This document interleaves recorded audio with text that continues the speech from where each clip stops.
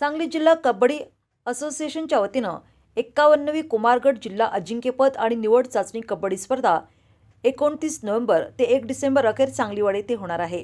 तर 51वी कुमारीगट मुलींच्या कबड्डी स्पर्धा आरग येथे 3 डिसेंबरला खेळवल्या जाणार आहेत. सांगली जिल्हा कबड्डी असोसिएशनच्या वतीनं वाळवा, शिराळा आणि पलूस तालुक्यातील कुमारगट मुलांचे संघाची वजने आणि कागदपत्र पडताळणी इस्लामपूर व्यायाम मंडळ इस्लामपूर येथे घेण्यात आली. याची जबाबदारी प्राध्यापक वैभव पाटील आणि अमोल जामदाडे यांच्याकडे सोपवली होती.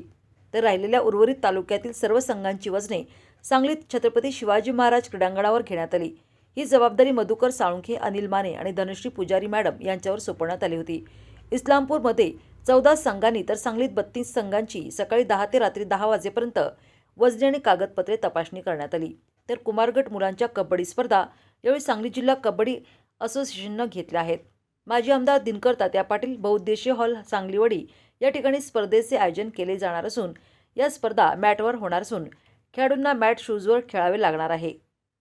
29 नोव्हेंबर ते 1 डिसेंबर अखेर खेळवल्या जाणार असून 29 नोव्हेंबर रोजी सकाळी 9 वाजल्यापासून स्पर्धेला सुरुवात होणार आहे. तर कुमारीगट मुलींच्या कबड्डी स्पर्धा मंगळवारी 3 डिसेंबर रोजी प्रोग्रेस बहुउद्देशीय सेवाभावी संस्था आरग येथे मातीच्या क्रीडांगणावर खेळवल्या जाणार आहेत. मुलींच्या संघांची वजने आणि कागदपत्र पडताळणी स्पर्धेच्या ठिकाणी स्पर्धेच्या दिवशी सकाळी 10 वाजता घेतल्या जाणार आहेत, असे आवाहन सांगली जिल्हा कबड्डी असोसिएशनचे जिल्हाध्यक्ष रामभाऊ घोडके, कार्यवाह नितीन शिंदे यांनी दिले आहे.